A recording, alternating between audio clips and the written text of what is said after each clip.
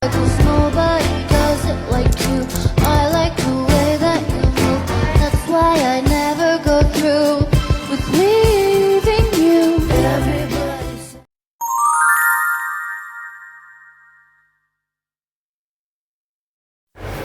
Assalamualaikum warahmatullahi wabarakatuh. Hello everyone, good afternoon. Let me introduce myself. My name is Nabila Eka Faradewi with student ID number 2541103. I'm from class management 25B. In this session, I will discuss the topic of monetary system in Indonesia. Enjoy the video guys. Baik teman-teman, pada kesempatan kali ini saya akan membahas materi tentang sistem moneter yang ada di Indonesia. Sebelumnya, saya akan menjelaskan pengertian tentang sistem moneter. Sistem moneter adalah mekanisme yang digunakan untuk mengatur jumlah uang yang beredar dalam suatu perekonomian. Sistem ini sangat penting karena mempengaruhi aktivitas ekonomi, seperti konsumsi, investasi, dan produksi. Terutama di Indonesia, sistem moneter diatur oleh Bank Indonesia sebagai bank sentral. Tanpa sistem moneter yang baik, ekonomi bisa menjadi tidak stabil dan sulit dikendalikan. Baik teman-teman, apa sih tujuan utama sistem moneter ini? Mari kita bahas. Tujuan utama sistem moneter adalah menjaga kestabilan harga agar inflasi tetap terkendali. Selain itu, sistem moneter juga bertujuan untuk mendorong pertumbuhan ekonomi yang berkelanjutan. Stabilitas nilai tukar rupiah juga menjadi fokus penting agar perdagangan internasional tetap berjalan lancar.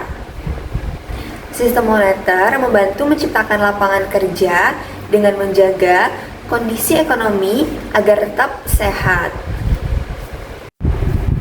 Baik teman-teman, selanjutnya kita akan membahas tentang cara sistem moneter itu bekerja. Sistem moneter bekerja melalui kebijakan yang diambil oleh bank sentral untuk mengatur uang yang beredar. Ketika ekonomi sedang lesu, bank sentral akan meningkatkan jumlah uang yang beredar agar aktivitas ekonomi semakin meningkat. Lalu sebaliknya, jika sedang inflasi tinggi, jumlah uang yang beredar akan dikurangi untuk menekan kenaikan harga. Proses ini dilakukan dengan berbagai instrumen kebijakan moneter nih teman-teman. Baik, selanjutnya adalah salah satu instrumen utamanya adalah suku bunga yang digunakan untuk mempengaruhi aktivitas pinjaman dan investasi. Operasi pasar terbuka dilakukan dengan membeli atau menjual surat-surat yang berharga untuk mengatur likuiditas. Giro wajib minimum mengatur jumlah dana yang harus disimpan di bank-bank. Contohnya di bank sentral. Selain itu, bank sentral juga dapat melakukan investasi nilai tukar untuk menjaga kestabilan rupiah. Baik teman-teman, di sini saya akan memberikan contoh kasus yang terjadi di Indonesia pada tahun 2019 yang sangat akrab kita kenal dengan nama COVID-19. Nah, pada pandemi COVID-19 ini menyebabkan aktivitas ekonomi menurun drastis di Indonesia. Banyak perusahaan mengalami kerugian dan sebagian perusahaan terpaksa menghentikan operasinya. Tingkat pengangguran meningkat karena banyaknya pekerja yang kehilangan pekerjaan. Untuk mengatasi kondisi ini, Bank Indonesia menurunkan suku bunga. Lalu kebijakan ini bertujuan agar masyarakat dan pelaku usaha lebih mudah mendapatkan pinjaman. Dengan demikian, konsumsi dan investasi dapat meningkat kembali seperti biasanya. Lalu selanjutnya contoh kasus yang kedua terjadi pada tahun 2022. Indonesia mengalami peningkatan inflasi yang cukup tinggi.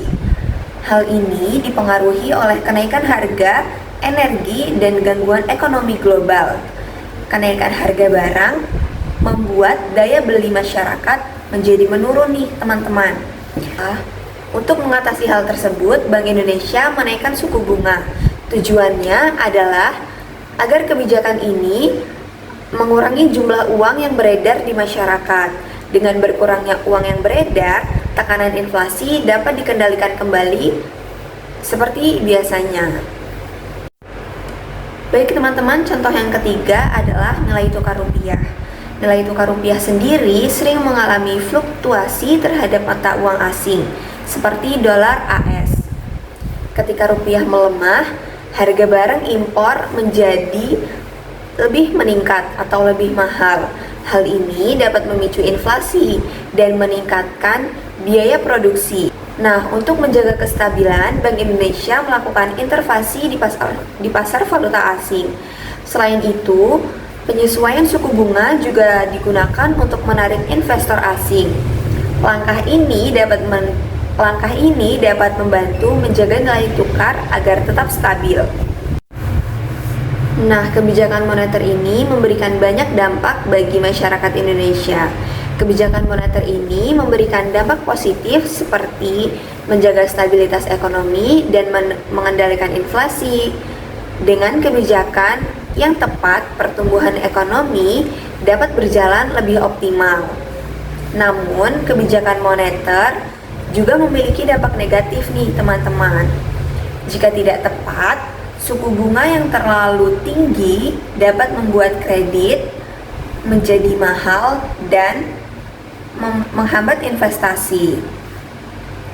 Nah, oleh karena itu, kebijakan harus disesuaikan dengan kondisi ekonomi yang sedang terjadi.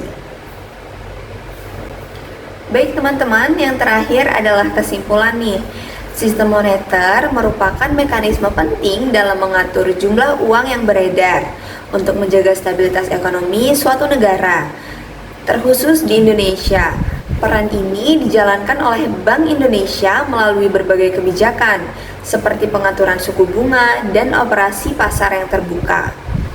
Kebijakan moneter digunakan untuk mengendalikan inflasi, menjaga nilai tukar, serta mendorong pertumbuhan ekonomi sesuai dengan kondisi yang terjadi.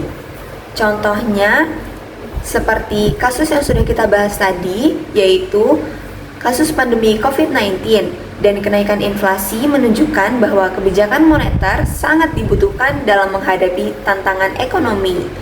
Oleh karena itu, pengelola sistem moneter yang tepat dapat menciptakan perekonomian yang stabil, seimbang, dan berkelanjutan. For your attention guys, wassalamualaikum warahmatullahi wabarakatuh. Cause nobody